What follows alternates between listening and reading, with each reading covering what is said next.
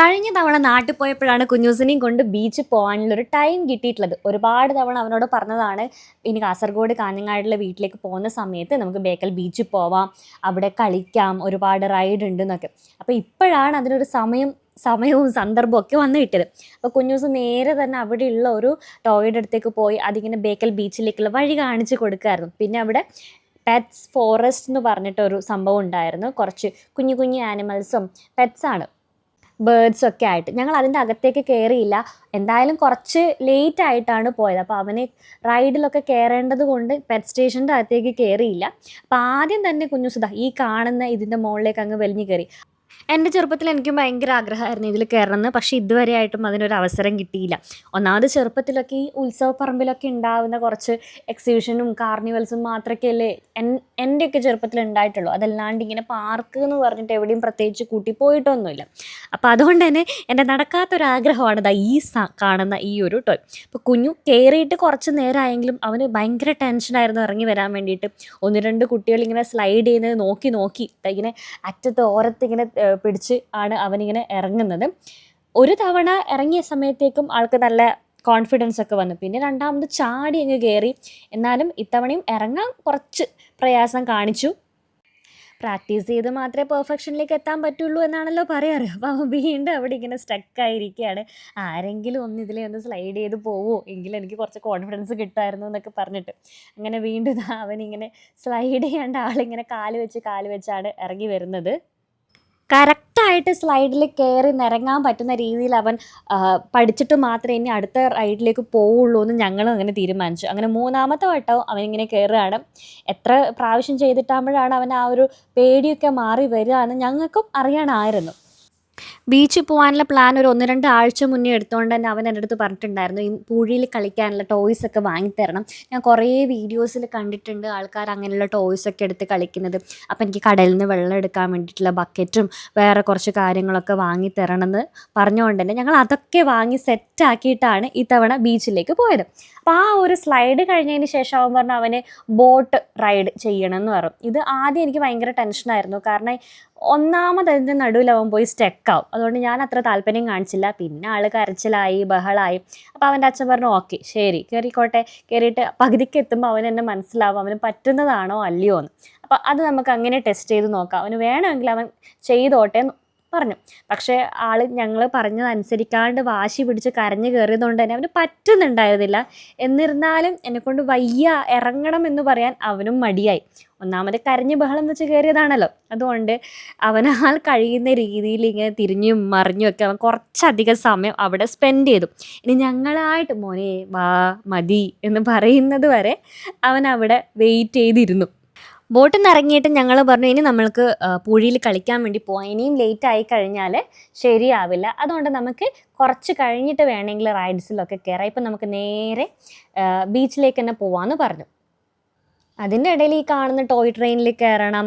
പിന്നെ അതേപോലെ തന്നെ വലിയ റോപ്പൊക്കെ ഉണ്ടായിരുന്നു, വലിയ ആൾക്കാർക്ക് ചെയ്യാൻ വേണ്ടി പറ്റുന്ന രീതിയിലുള്ള സ്വാഡിലും റോപ്പൊക്കെ, അതിൽ കയറണം എന്ന് പറഞ്ഞ് വാശി പിടിച്ചു. ഒട്ടകത്തിൻ്റെ പുറത്ത് കയറണം എന്ന് പറഞ്ഞ് വാശി പിടിച്ചു. അങ്ങനെ വാശിയുടെ ഒരു ബഹളം തന്നെയായിരുന്നു. ഈ പ്രായത്തിലുള്ള എല്ലാ കുട്ടികളും അങ്ങനെ തന്നെയാണ്. അവരുടെ കൺമുന്നിൽ കാണുന്ന കാര്യങ്ങൾ അവർക്കൊന്ന് എക്സ്പീരിയൻസ് ചെയ്യണമെന്ന് തോന്നും. ഇങ്ങനെയുള്ള റൈഡിലൊക്കെ കയറാൻ എനിക്കും ഭയങ്കര പേടിയാണ്. അതുകൊണ്ട് ഞാനും സമ്മതിച്ചില്ല, ഇതിലൊന്നും കൊച്ചിനെയും കൊണ്ട് കയറണ്ട എന്നുള്ളൊരു അഭിപ്രായമായിരുന്നു എനിക്കും. കാരണം അവൻ കയറുന്നുണ്ടെങ്കിൽ കൂടെ ഞാൻ കയറണമല്ലോ, അതിനുള്ള ധൈര്യം എനിക്കില്ലാത്തതുകൊണ്ടാണ് ഞാൻ അവനെ അതിൽ നിന്ന് പിന്തിരിപ്പിച്ചത്.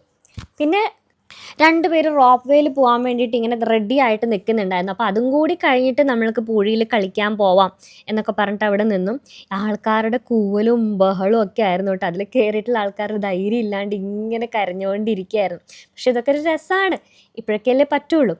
പിന്നെ ഒരു കുട്ടി അവിടെ നിന്ന് സൈക്ലിംഗ് ചെയ്യുന്നുണ്ടായിരുന്നു. ഇതൊക്കെ കാണാൻ എനിക്ക് ഭയങ്കര രസമാണ്. പക്ഷേ സ്വന്തമായിട്ട് അറ്റംപ്റ്റ് ചെയ്യാമെന്ന് പറഞ്ഞു കഴിഞ്ഞാൽ അതിനുള്ള ധൈര്യം തീരെയില്ല. പിന്നെ ഞങ്ങളിതാ ഇത് കാണാൻ വേണ്ടിയിട്ടായിരുന്നു ഞങ്ങളവിടെ വെയിറ്റ് ചെയ്തുകൊണ്ടിരുന്നത്. 2 പേര് ഈ ഒരു റൈഡിൽ, ഇതിൻ്റെ പേരെനിക്കറിയില്ല, ഇങ്ങനെ വലിയ റോപ്പൊക്കെ കെട്ടിയിട്ടുള്ള ഒരു ഊഞ്ഞാല് പോലത്തെ സംഭവം. അപ്പോൾ ഇവർ ഇതിൽ പ്രിപ്പയർ ചെയ്തിരിക്കുകയായിരുന്നു. അപ്പോൾ അതും കൂടി കഴിഞ്ഞിട്ട് നമുക്ക് പോവാം, എത്ര ഹൈറ്റിലേക്ക് ഇത് പോകുന്നുണ്ട്, അവർ പേടിച്ച് നിലവിളിക്കുന്നുണ്ടോ, എന്താണ് ഇതിൻ്റെ ഒരു ഗുട്ടൻസ് എന്ന് അറിയാൻ വേണ്ടിയിട്ടാണ് കുറച്ച് നേരം അവിടെ വെയിറ്റ് ചെയ്തുകൊണ്ടിരുന്നത്.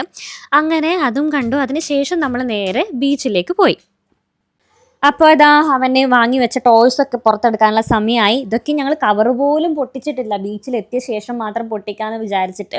അപ്പോൾ അങ്ങനെ അവൻ ഓരോ കാര്യങ്ങളും എടുത്തിട്ട് നോക്കുകയാണ്, എന്തൊക്കെയാണ് ഇങ്ങനെ ഷേപ്പൊക്കെ ചെയ്യാൻ വേണ്ടി പറ്റുന്ന ടോയ്സ്, ഏതിലാണ് വെള്ളം നിറച്ചെടുക്കേണ്ടത്, അങ്ങനെയുള്ള കാര്യങ്ങളൊക്കെ അവൻ ഇങ്ങനെ ടെസ്റ്റ് ചെയ്യായിരുന്നു. ഇങ്ങനെയുള്ള ടോയ്സൊക്കെ വാങ്ങിക്കൊടുക്കുന്നത് നല്ലതാണ് കേട്ടോ. കാരണം ഇപ്പോൾ പൂഴിയിലല്ലെങ്കിൽ പോലും വീട്ടിലെ മണ്ണിലൊക്കെ ആണെങ്കിലും കുറേ നേരം ഇതൊക്കെ എടുത്തങ്ങ് കളിച്ചോളും.